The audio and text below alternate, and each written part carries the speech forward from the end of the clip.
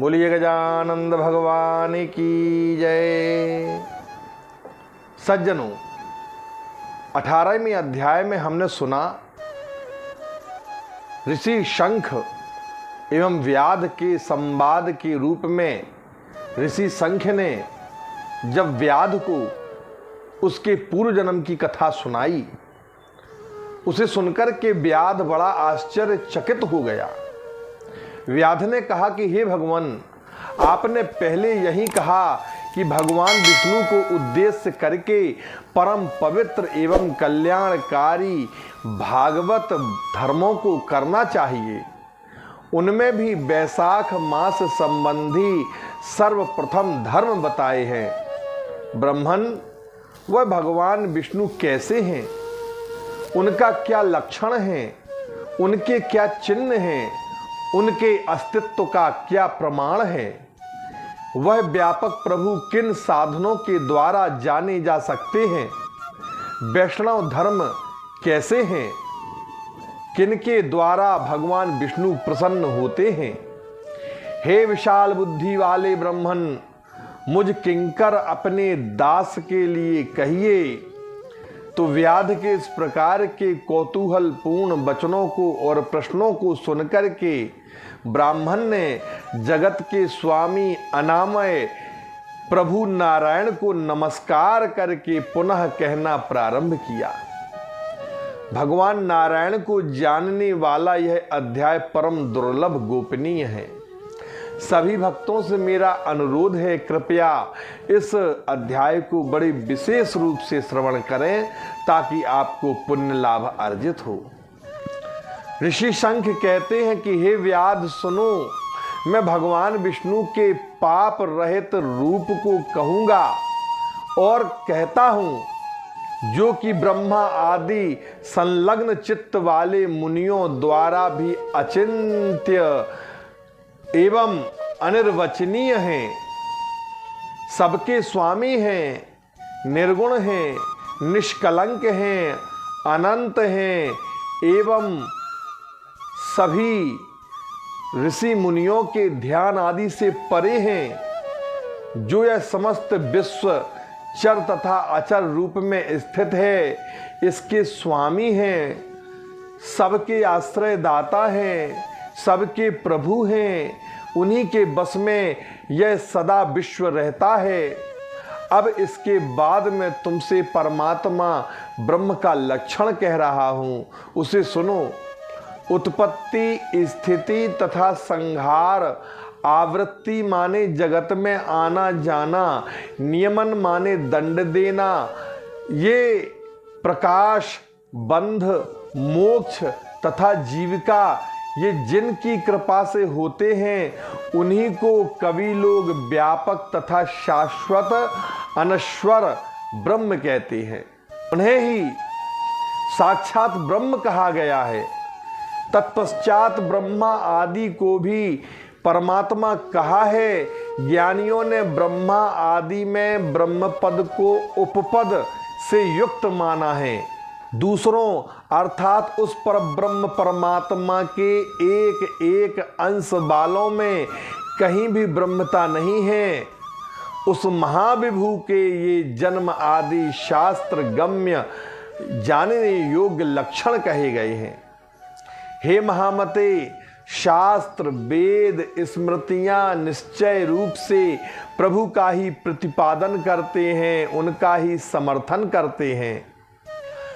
ऐसे तत्व रूप पुराण, इतिहास, पंचरात्र तथा महाभारत आदि, इन्हीं के द्वारा महाविष्णु भगवान को जाना जा सकता है।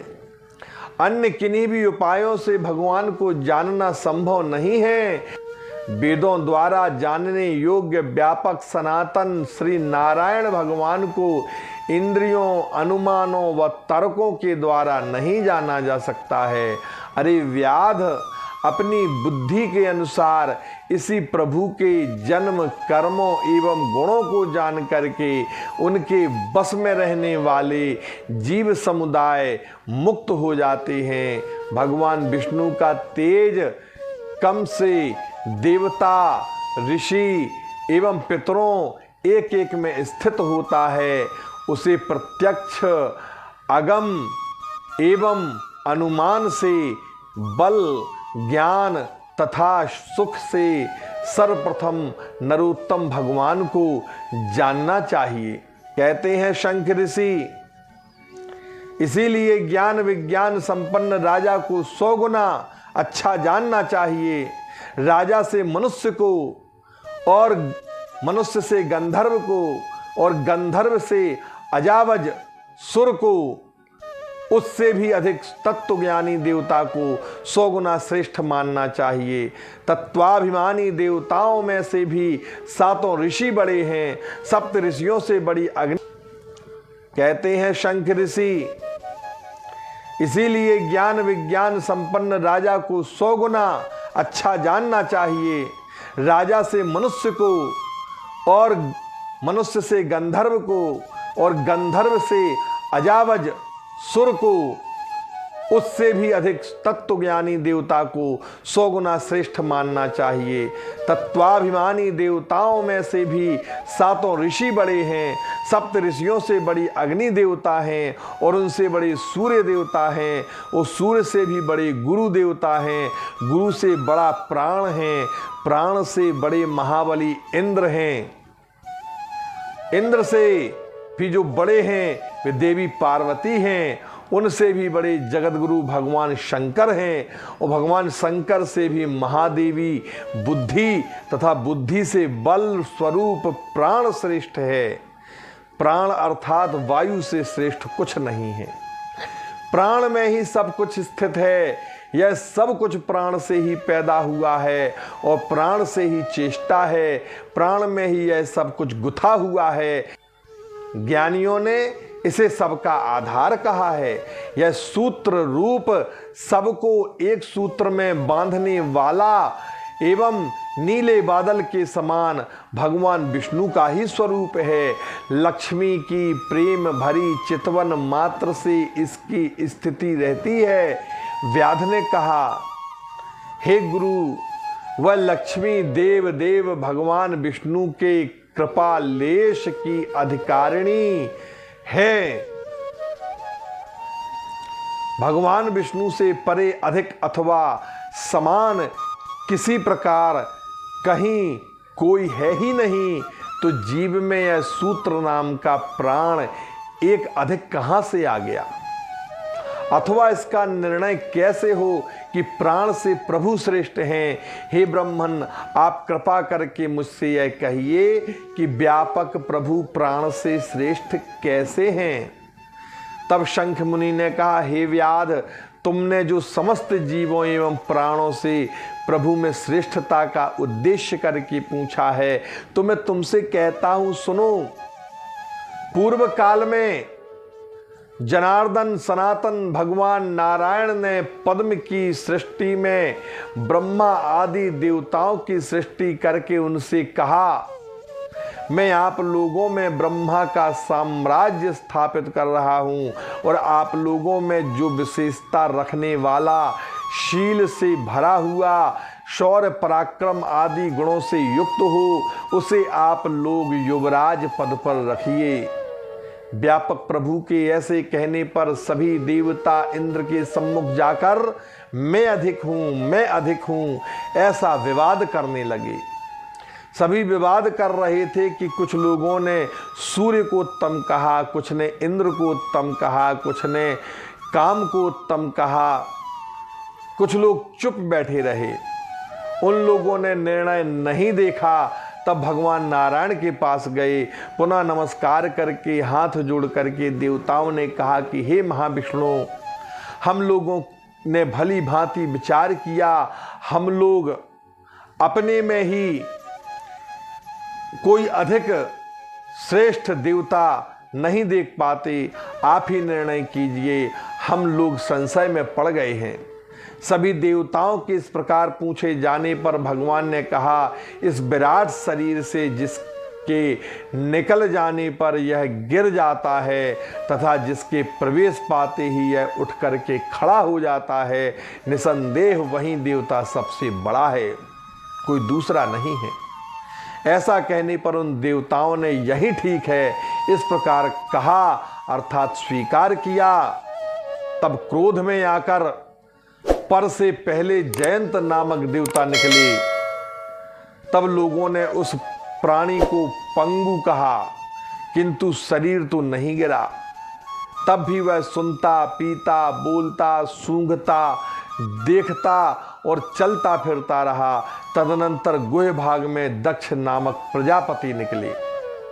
तब इस शरीर को लोगों ने नपुंसक कहा, किंतु उस समय भी शरीर नहीं गिरा। सुनता रहा, खाता, पीता, सूंघता, देखता, चलता रहा, सब करता रहा। तदनंतर उन्हीं देवताओं के स्वामी इंद्र हाथ से निकल गए। तब भी वह सुनता रहा, खाता रहा, पीता रहा, बोलता रहा, सूंघता रहा, देखता रहा और चलता भी रहा। तेजस्वियों में श्रेष्ठ सूर्यदेव नेत्रों से निकल गए। तब भी लोगों ने इसे काना ही कहा, लेकिन शरीर नहीं गिरा। फिर भी सुनता, बोलता रहा। तदनंतर नाक से अश्विनी कुमार निकल गए। तब भी इसकी सूंघने की शक्ति नहीं रही, ऐसा लोगों ने कहा, लेकिन शरीर न गिरा। तब भी सुनता रहा, खाता, पीता, बोलता रहा, जीवित रहा। तब कान से दिशाएं निकल गईं, किंतु तब भी लोगों ने इसको बहरा कहा, लेकिन शरीर नहीं गिरा। तब वरुण देव जीभ से निकल गए। तब इसे रसों का ज्ञान नहीं रहा। यही लोगों ने कहा कि शरीर अभी नहीं गिरा। तब विभु तथा वाणी के स्वामी अग्नि देवता वाणी से निकल गए। तब भी लोगों ने इसे गूंगा कहा, लेकिन शरीर नहीं गिरा। तत्पश्चात बोध ज्ञान स्वरूप भगवान रुद्र मन से बाहर निकल पड़े। तब भी लोगों ने इसे मूर्ख मात्र कहा, लेकिन शरीर नहीं गिरा। पश्चात जब प्राण निकला, तब लोगों ने इसे मरा हुआ जाना। तब चकित चित्त होकर के देवताओं ने इस प्रकार कहा, व्यवस्थित रूप से पुनः इसी भांति जो शरीर को खड़ा कर देगा अर्थात चेतना ला देगा, वही हम लोगों में सबसे उत्तम है और श्रेष्ठ माना जाएगा और वही युवराज होगा। इस प्रकार प्रतिज्ञा करके सभी ने यथाक्रम जिस क्रम से बाहर निकले थे, एक एक करके उस शरीर में प्रवेश किया। जयंत ने पैरों में प्रवेश किया, परंतु शरीर नहीं उठा। गुप्त अंगों में दक्ष ने प्रवेश किया, परंतु वह शरीर नहीं उठा। इंद्र ने हाथों में प्रवेश किया, परंतु शरीर नहीं उठा। सूर्य ने नेत्र में प्रवेश किया, परंतु शरीर नहीं उठा। दिशाओं ने कान में प्रवेश किया, किंतु वह शरीर नहीं उठा। वरुण ने जीभ में प्रवेश किया, शरीर नहीं उठा। अश्विनी कुमारों ने नासिका में प्रवेश किया, परंतु वो शरीर नहीं उठा। अग्निदेव ने वाणी में प्रवेश किया, लेकिन शरीर नहीं उठा। रुद्रदेव ने मन में प्रवेश किया, शरीर नहीं उठा। पश्चात इस शरीर में ज्यों ही प्राण ने प्रवेश किया, त्यों ही ये शरीर उठ करके खड़ा हो गया अर्थात जीवित हो गया। तब देवताओं ने बल, ज्ञान, धैर्य, वैराग्य तथा जीवन में समर्थ व्यापक प्राण को सभी देवताओं से अधिक श्रेष्ठ निश्चय करके उस महाप्रभु को युवराज के पद पर आसक्त कर दिया। उच्च स्थान पर बैठने व बैठाने के कारण उस समय सभी ने मिलकर सामवेद का मंत्र गाया। इसीलिए स्थावर एवं जंगम स्वरूप समस्त विश्व जो है वो प्राणमय कहा गया है।